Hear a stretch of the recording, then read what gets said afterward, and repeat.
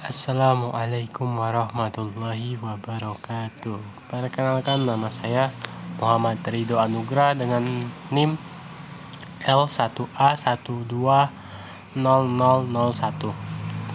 Dalam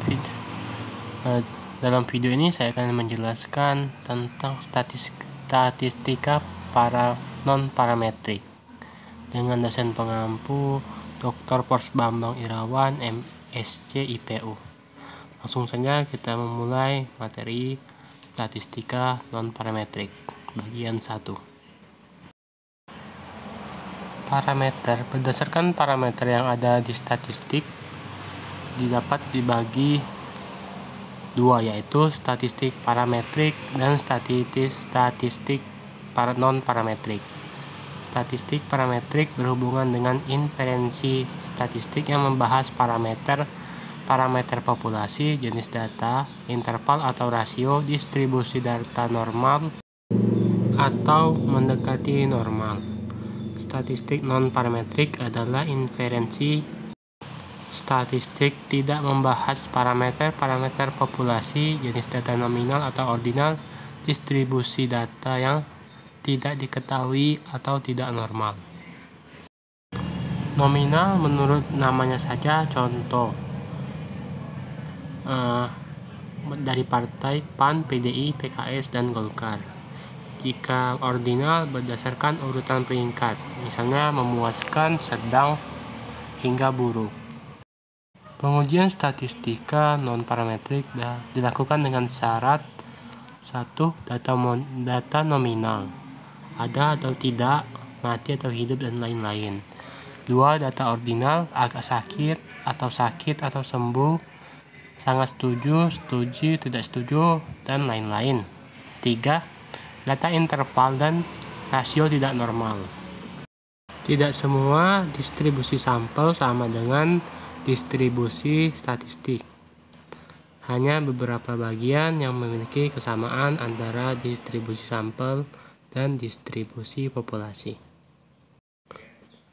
Teknik parametrik yaitu one-way ANOVA atau independent sampling dan two-way ANOVA atau relate samples. Kemudian untuk non-parametrik ada Kruskal, Walling test, dan Friedman test. Uji berdasarkan rank.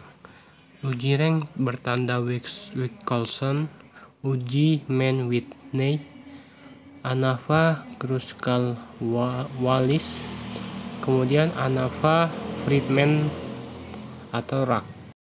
Distribusi normal. Kurva berbentuk bell, simetris terhadap sumbu yang melalui nilai rata-rata. Prosedur pengujian normalitas data. 1. Merumuskan formula hipotesis. Hipotesis 0, data berdistribusi normal. Distribusi. Kemudian hipotesis akhir, data tidak berdistribusi normal. 2. Menentukan taraf nyata. Untuk mendapatkan nilai chi-square tabel menggunakan rumus x kuadrat. Tabel sama dengan x kuadrat 1 dikurang alpha sama dengan dk sama dengan k dikurang 3. dk sama dengan derajat kebebasan, k sama dengan banyak kelas interval. Menentukan nilai uji statistik. S kuadrat hitung sama dengan k sigma i sama dengan 1 per OI dikurang EI kuadrat per dibagi EI. Keterangan OI sama dengan frekuensi hasil pengamatan pada klasifikasi KI. EI berfrekuensi yang diharapkan pada klasifikasi KI. 4. Menentukan kriteria pengujian hipotesis. H0 ditolak jika S kuadrat hitung lebih besar sama dengan S kuadrat tabel. H0 diterima jika S kuadrat hitung lebih kecil dari X kuadrat tabel.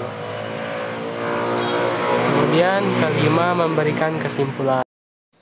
Contoh, Hasil pengumpulan data mahasiswa yang mendapat nilai ujian statistik sosial yang diambil secara acak sebanyak 64 dicatat dalam faktor distribusi frekuensi. Hasilnya sebagai berikut. Soalnya, ujilah apakah data tersebut berkontribusi normal atau tidak dengan A sama dengan 0,05. Pertama, menentukan min dengan rumus min X bar sama dengan sigma per F kali XI per N sama dengan 3313 per 64 sama dengan 51,77. 2. Menentukan simpangan baku dengan dapatlah hasilnya 10,14. Langkah ketiga, membuat daftar distribusi frekuensi yang diharapkan. Terlihat pada gambar berikut. Kemudian mencari luas 0 sampai Z dari tabel kurva normal. Kemudian mencari luas kelas interval. Langkah selanjutnya mencari frekuensi yang diharapkan. Kemudian merumuskan formulasi hipotesis HO sama dengan data berdistribusi normal, kemudian HA data yang tidak berdistribusi normal. Kemudian menentukan taraf nyata dan C kuadrat tabel. 6. Menentukan kriteria pengujian. HO ditolak jika X bar dihitung lebih besar sama dengan X kuadrat tabel. HO diterima jika X kuadrat dihitung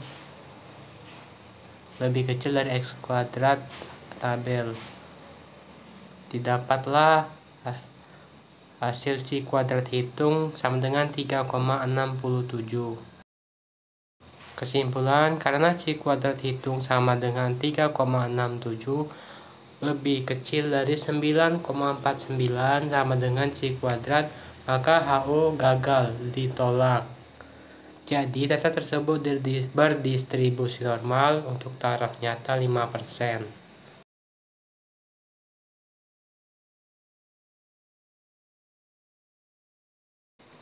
Hipotesis uji signifikansi keberartian terhadap hipotesis yang dibuat berbentuk hipotesis penelitian dan hipotesis statistik H0.